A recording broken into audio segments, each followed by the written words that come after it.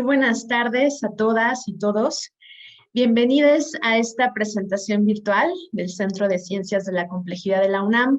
Yo soy Aleida Rueda, de la Unidad de Comunicación del C3, y estoy muy contenta de presentarles este libro, Macromoléculas Biológicas, el enigma entre la física y la biología molecular. Este libro fue recientemente editado por la Universidad Autónoma de la Ciudad de México y pues nos da una perspectiva bastante interesante entre las interacciones y las aplicaciones de estas dos disciplinas, la física y la biología molecular. Para comentarlo e invitarles a que lo lean, nos acompaña el autor, Luis Olivares Quirós, quien es profesor de la UASMX y también investigador asociado del C3. Además, tendremos dos comentaristas de lujo, la doctora Susana Figueroa de la Universidad de Guanajuato y el doctor Enrique Hernández Lemus del Instituto Nacional de Medicina Genómica. Entonces, sin más, pues muchas gracias por acompañarnos. Y Luis, te invito a que nos platiques de qué trata este libro de macromoléculas biológicas. Quiero iniciar comentando por qué sería interesante que alguien leyera este libro. Es un libro de divulgación científica, creo que es algo muy importante que comenzamos cada vez a hacer más en México.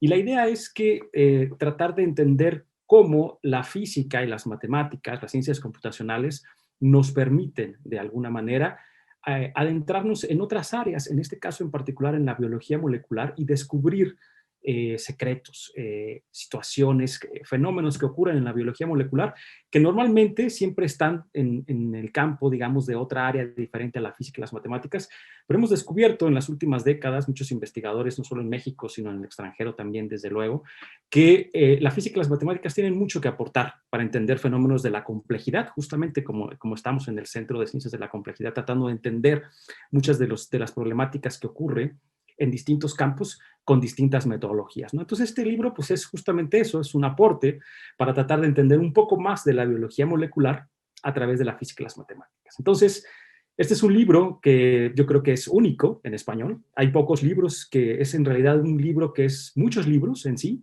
O sea, es un libro de biología molecular, digamos, de alguna manera, pero también es un libro de física, donde hablamos de termodinámica, donde hablamos de mecánica cuántica, hablamos un poco de historia de la genética, hablamos de geometría también, para aquellos que les gustan más las matemáticas, hablamos del ADN, obviamente, que es una molécula muy conocida, pero otra de las moléculas que justo está en la portada que ustedes pueden estar viendo ahí es justo un ejemplo típico del tipo de macromoléculas que estamos platicando y estudiando en este libro, que son las proteínas. Esa en particular es la hemoglobina, que es justo la proteína que le da el color rojo a la sangre, ¿no? Porque transporta el oxígeno a través y ocurren ciertas reacciones de oxidación.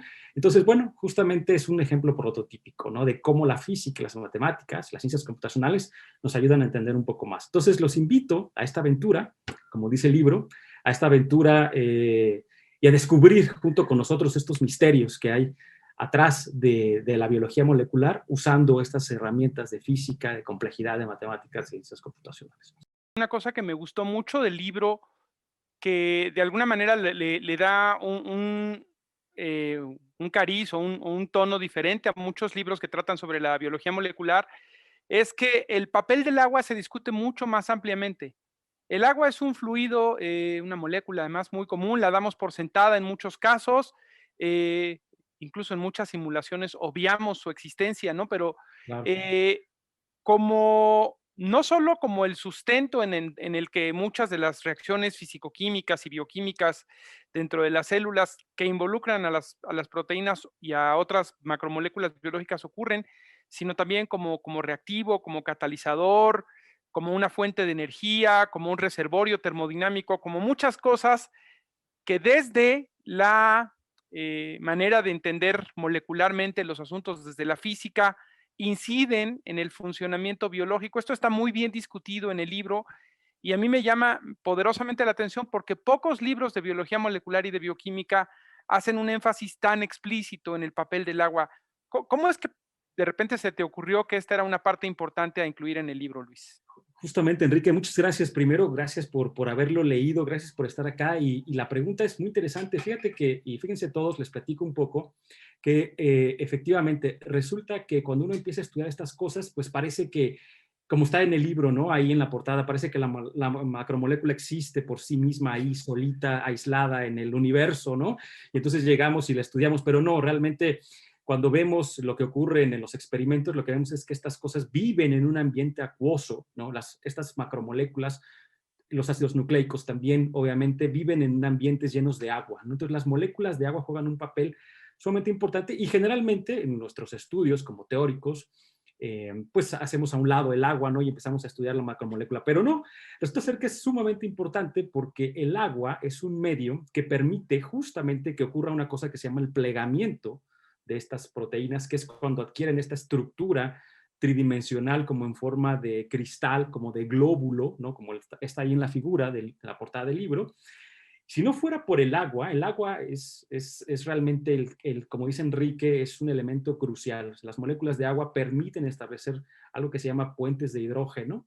Y esos puentes de hidrógeno es de donde las partes de la macromolécula se agarran entre sí, digámoslo en un lenguaje coloquial, para poder juntarse y doblarse y tener esas estructuras tan ordenadas. Me encantó el libro, creo que está en un lenguaje bastante accesible y bueno, me sorprende la cantidad de química que tiene, o sea, no solo es física y biología, sino también explica todo desde el punto de vista químico, de las moléculas, de los átomos, de la estructura, de las proteínas, etcétera. Y bueno, yo quiero comentar que yo llevo nada más como 3 o 4 años trabajando en este campo de la biología y la verdad es que el libro me sirvió mucho como para tener un panorama general de todo el mundo de las proteínas, ¿no? Que yo no conocía tanto detalle. Entonces me encantó el libro desde ese punto de vista, creo que es muy interesante. Y bueno, yo me dedico un poco al estudio de las enfermedades neurodegenerativas, entonces aquí me gustaría preguntarle a Luis si nos puede platicar un poco de cómo la estructura de las proteínas incide en estas enfermedades, ¿no? Como por ejemplo para el padecimiento del Alzheimer o del Parkinson, por poner solo un ejemplo, ¿no? Pues sí, justamente resulta que este fenómeno que se llama el plegamiento de las proteínas, que es simplemente como la proteína que es sintetizada en el interior del núcleo celular como un espaguetito, se pliega para formar una estructura tridimensional. Este problema se dieron cuenta hace ya algunas décadas, muchos investigadores de áreas tan diversas como medicina, como bioquímica, como física, que cuando este proceso no ocurría de forma correcta, entonces las proteínas tenían un estado plegado incorrecto, llamémosle así, o no adecuado desde el punto de vista biológico.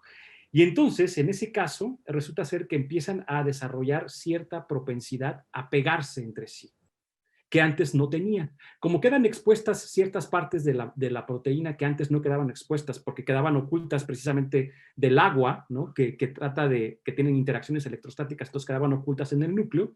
Entonces ahora quedan expuestas estas otras partes de las proteínas y esas tienen cierta propensidad a pegarse entre sí y formar agregados. Estos agregados se llaman agregados amiloides fibrilares y pueden ser hechos por miles de millones de macromoléculas, de tal forma que forman unas especies como de fibras. De ahí lo de agregados fibrilares. Forman una especie de fibras y estas fibras resulta ser que se forman particularmente en proteínas que tienen que ver con procesos de neurotransmisores. Entonces, resulta ser que estos agregados amiloides fibrilares bloquean la transmisión sináptica entre neuronas y eso evidentemente tiene consecuencias graves y gravísimas, devastadoras a nivel, digamos, de funcionamiento cognitivo, ¿no? de una persona, ¿no? Entonces, justamente uno de los grandes descubrimientos de hace unos 20, 30, 40 años aproximadamente es que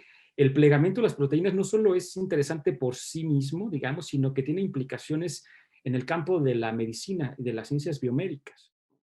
Nos ayuda a entender todo esto, ¿no? Entonces está muy bien porque pues para el público general también puede ser de mucho interés para entender todas estas enfermedades, ¿no? Está muy bien. Claro, y esa es parte de la intención del libro, ¿no? Tener un público lo más amplio posible. No está dirigido a un público en específico, está dirigido a cualquiera que quiera conocer más de esta nueva área, de estas nuevas áreas que surgen de la interdisciplina, ¿no? Que justamente en el C3 estamos tratando de estudiar desde muchas perspectivas, ¿no? O sea, esta emergencia de nuevas disciplinas con nuevas herramientas, ¿no? Y justamente de eso trata el libro. A mí me parece que entender que el milagro de la vida está fundamentado en mecanismos, digamos, más generales, más universales, es algo que contrasta con la manera usual de entender la vida desde la biología, que se basa en la biodiversidad, ¿no? Yo digo que una de las diferencias en cómo entendemos desde la física a la vida respecto a cómo lo entienden en biología es que a los biólogos les fascina la diversidad y a los físicos nos gusta la universalidad, ¿no? Y ver que no hay contradicción entre las dos cosas, que las cosas pueden ser muy diversas y al mismo tiempo estar basadas en principios fundamentales, es una enseñanza muy importante que nos deja el libro, ¿no? Yo creo que está muy bien desde el punto de vista de divulgación, para personas que les interese el tema de las proteínas, del ADN, de cómo funciona la vida, todo esto está muy, muy interesante y no nos debe asustar, ¿no? El libro, porque bueno, trae muchas moléculas y muchas figuras, pero creo que está muy bien explicado, entonces creo que se puede entender. Y creo que también es una buena introducción para las personas que van a empezar a aprender sobre estos temas, ¿no? Porque, por ejemplo, yo tengo algunos alumnos que no son biólogos, ¿no? Entonces, no saben nada de estos temas, pero quieren trabajar en esta área. Entonces, yo les he recomendado el libro y pues espero que lo lean porque creo que sí les va a servir mucho como una introducción fácil, ¿no? Después ya se pueden a lo mejor ir especializando según lo que les guste, pero lo que vayan necesitando, pero como un primer acercamiento creo que está muy bien. Y además el libro está muy ameno, ¿no? Entonces, como decía Enrique, Luis, en realidad hay muy pocos libros escritos en español, entonces creo que es bueno aprovechar que tenemos este libro a nuestra disposición, porque sí hay muchos libros en inglés, pero en español no hay, ¿no? Entonces creo que es una buena oportunidad, ¿no? Tener este libro. Como les decía, es un libro que yo los invito a que lo lean. Es un libro para todos los gustos. Hay material desde física, desde matemáticas, de ciencias computacionales, biología molecular, inclusive geometría. También hay un poco de geometría diferencial. En fin, hay varias cosas. Entonces, los invito a que lo lean. Y tiene muchas figuras también interesantes, tiene pocas ecuaciones porque la idea no es que hagan tarea, nadie que lo lea, sino más bien que se divierta y que se entretenga un rato en leerlo, ¿no? Y bueno, lo pueden encontrar en distintos lados, me parece que está en el sótano, me parece que está obviamente en el área de publicaciones de la Universidad Autónoma de la Ciudad de México. Les vamos, yo creo, a dejar unos links, ¿verdad? Por ahí tal vez más adelante de donde lo pueden localizar. Pero está también, y pronto va a estar en Amazon, digamos, también.